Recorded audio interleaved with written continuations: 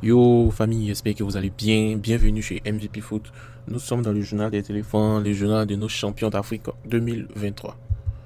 On commence par un supporter nigérien qui est très en colère contre l'équipe de Côte d'Ivoire. Il dit la Côte d'Ivoire n'a jamais joué comme ça avec une équipe depuis le début du tournoi. Et c'est à notre tour, regarde comment ils jouent. Pourquoi les Ivoiriens nous ont fait ça? Et moi j'ai une réponse pour lui.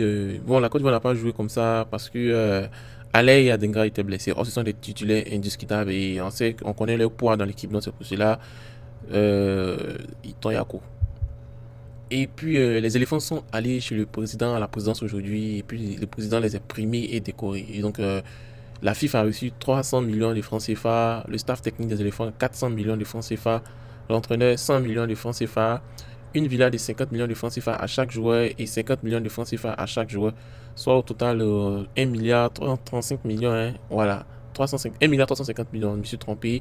Aussi, bon, il dit donc à regarder, nous les Ivoiriens regardent parce que ce qui s'est passé en 2015 là, on veut pas que ça se répète quoi. Faut pas les gars vont bouffer l'argent des gens, on va construire des maisons à faire 5 millions pour nos joueurs, donnez-leur, ils les méritent.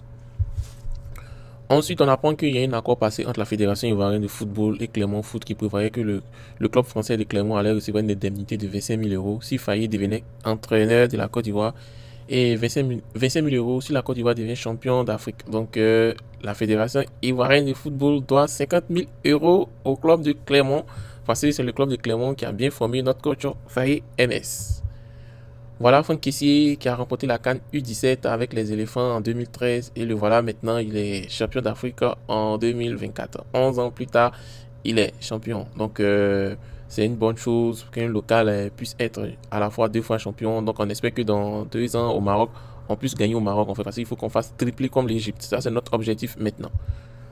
En parlant de, comment on appelle, on va parler un peu des binationaux. Voilà, Sébastien Aller, Willy Bouli, Yaya Fofana, Jean-Philippe Crasso.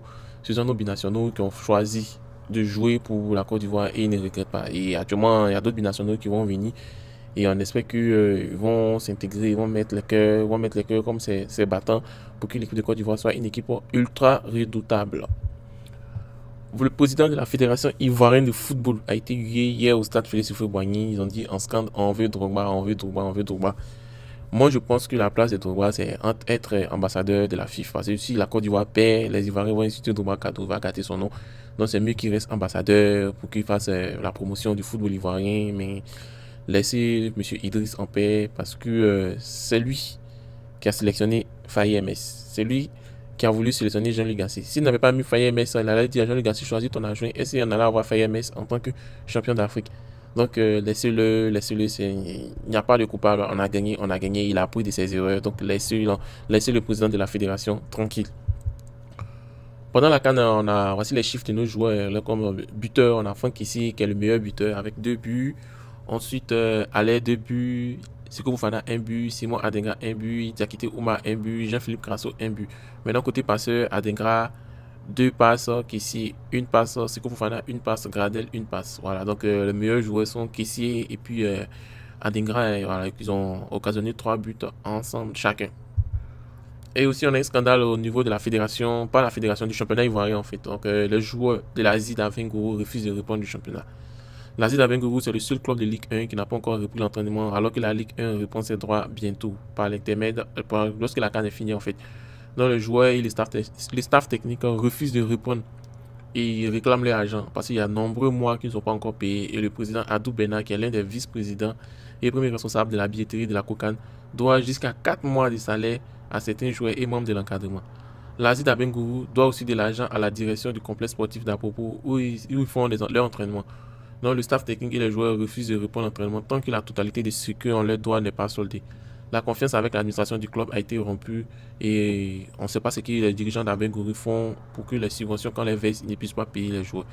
Payez vos joueurs parce que eux aussi, quand ils courent là, ils dépensent des calories, ils doivent manger, ils doivent se nourrir. Il y a des gens qui comptent sur eux en fait. Donc, sciencez un pro pour les joueurs, s'il vous plaît. Et voilà l'image du jour. Les gens qui sont en train de danser tchou les champions d'Afrique. Ouais, Oumar Diakité là, lui, il est partout même. Il est partout. C'est même qui ont mouillé le maillot, ils sont calmés, les morts, même, faut les voir en train de danser. Même si vous faites là, wesh, wesh, depuis quand il s'est fait tchou. En tout cas, merci et puis passez une agréable journée. Rendez-vous demain pour le journal des éléphants. N'oubliez pas de vous abonner à MVP Foot. Merci.